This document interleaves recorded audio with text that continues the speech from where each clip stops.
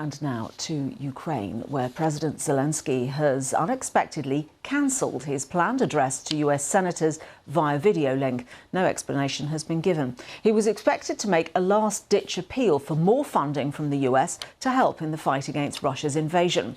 The Senate is due to vote today on President Biden's emergency aid package worth more than $60 billion. Live now to Michael Bukiv in Kiev, who is a senior fellow at the Washington, D.C.-based Atlantic Council think tank. Welcome to the programme. Why is it, do you think, that President Zelensky has cancelled this address?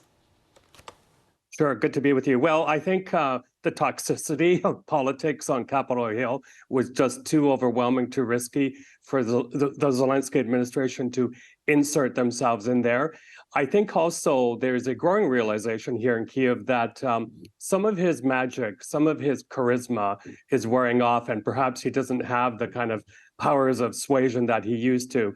It's happening. It appears more and more that domestic politics is interfering with aid to Ukraine. In fact, in my home country of Canada, there's a Canada-Ukraine free trade agreement that has also been caught up in politics. So probably they're going to have to do these calculations more and more and just try and lobby in other ways to get this aid through. Do you think he's also concerned that the conflict in Gaza is also affecting the picture?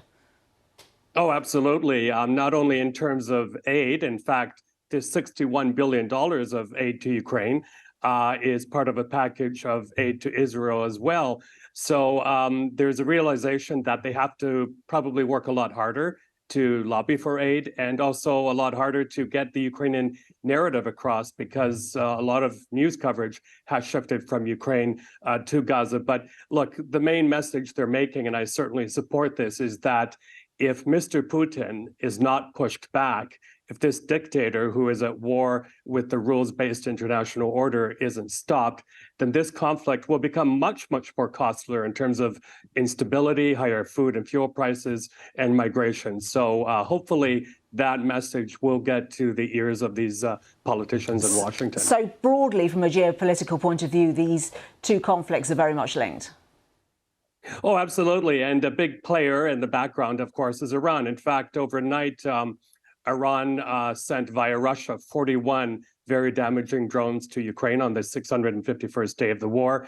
And of course, they're also very active in the other theater of war, arming, funding Hamas and Hezbollah. So they need to be dealt with. And also, by the way, there also appears to be a linkage in warfare tactics.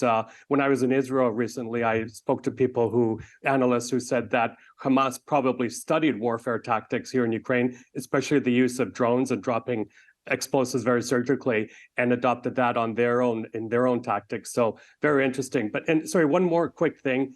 The kind of gruesomeness, the brutality of warfare techniques, what Hamas did on the Israeli side, also what the Russians are doing here, have done here in Bucha, it makes you wonder whether that's a new form of warfare.